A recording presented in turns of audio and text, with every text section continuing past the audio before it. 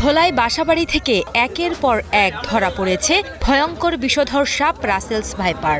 এতে সাধারণ মানুষের মাঝে সৃষ্টি হয়েছে আতঙ্ক। জেলা সদর সহ দৌলতখান, তজুমুদ্দিন ও লালমোহন উপজেলায় খেলার মাঠে, বাড়ির উঠানে, ঘরের খাটের নিচে ও বাথরুমে দেখা মিলেছে রাসেলস ভাইপার সাপের। মোবাইল ফোনে খবর পেয়ে একটি অজগর সাপের বাচ্চা উদ্ধারের জন্য যায়। সেখানে যে আমরা দেখতে পাই একটি রাসেল ভাইপার সাপ। 19 জুন বিকেলে জেলার তজুমুদ্দিনের চৌমোহনী এলাকায় খেলার মাঠে রাসেলস ভাইপার সাপ দেখতে পায় স্থানীয়রা। একই দিন সকালে ভোলা সদর উপজেলার পূর্ব ইলিশা ইউনিয়নের একটি বাড়ির উঠানে দেখা মিলে বিষধর রাসেলস ভাইপারের। এ সময় সেখানে থাকা লোকজন লাঠি, বাঁশ দিয়ে সাপটিকে পিটিয়ে মেরে ফেলে। এর আগে গতকাল মঙ্গলবার রাতে দৌলতখান উপজেলার ভবানীপুর ইউনিয়নের ১ নং ওয়ার্ডের জালু মাঝির বসতঘরের খাটের নিচে ৩টি বিড়াল মৃত অবস্থায় দেখেন ঘরের লোকজন। পরে কারণ খোঁজাখুঁজির এক পর্যায়ে ওই ঘরে বিষধর সাপের হদিস মেলে। তৎক্ষণাৎ সাপটিকে পিটিয়ে মেরে ফেলেন বাড়ির লোকজন। বিষধর এই সাপের বিষয়ে জাহাঙ্গীরনগর বিশ্ববিদ্যালয়ের প্রাণী সম্পদ বিভাগের অধ্যাপক মনিরুল খান জানান, রাসেলস ভাইপার সাপ মূলত নিচু ক্ষেত সহ চরাঞ্চলে বসবাস করে।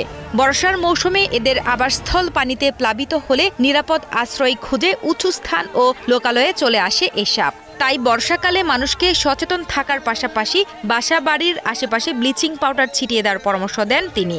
তবে বর্ষাকাল শেষে এই সাপের আনাগোনা কমবে বলেও জানান অধ্যাপক মনিরুল খান। ওই বর্ষাকালে যেটা হয়, এগুলো মূলত হচ্ছে ওই ক্ষেত খামার টাইপের জায়গায় থাকে।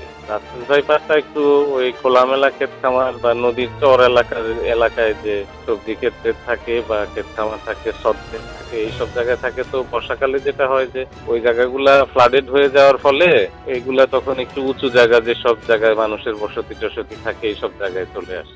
অ্যাকচুয়াল পদ্মা নদী যেটা, ওইটার অববাহিকা 2 পার চর এই এলাকাতে বেশি পাওয়া যেত। এর বাইরে খুব রেয়ার ছিল। তো ইদানিং বেশি শোনা যাচ্ছে। আর মানুষ আগে রাসেলস ভাইপার চিনতো না, এখন ওই যে নামে নামে পরিচিতি হয়ে পেয়ে গেছে। বর্ষাকালটা মানুষকে একটু সচেতন থাকতে হবে, প্লাস ওই ঘরদোরের আশপাশে যদি ব্লিচিং পাউডার ছিটিয়ে দেয় তাহলে একটু সাপ কম আসবে। বন বিভাগ ও স্থানীয়দের হিসেব অনুযায়ী গত ৩ বছরে জেলার বিভিন্ন উপজেলায় শতাধিক রাসেলস ভাইপার সাপের দেখা মিলেছে, যার মধ্যে 25 থেকে 30টি সাপ বন বিভাগ উদ্ধার করে গভীর জঙ্গলে অবমুক্ত করে। বাকি সাপগুলো জালে জড়িয়ে ও মানুষ পিটিয়ে হত্যা করে। এখানে লোকাল জনগণের কাছ থেকে খবর পেয়ে আসছি যে এখানে একটা অজগর সাপের বাচ্চা দেখা গেছে। সাপটা একটা লাকড়ির ঘরে ছিল। পরবর্তীতে এসে আমরা এখানকার জনগণের সহযোগিতা সাপটা উদ্ধার করছি। এখনও সাপটা আমরা আইডেন্টিফাই করিনি।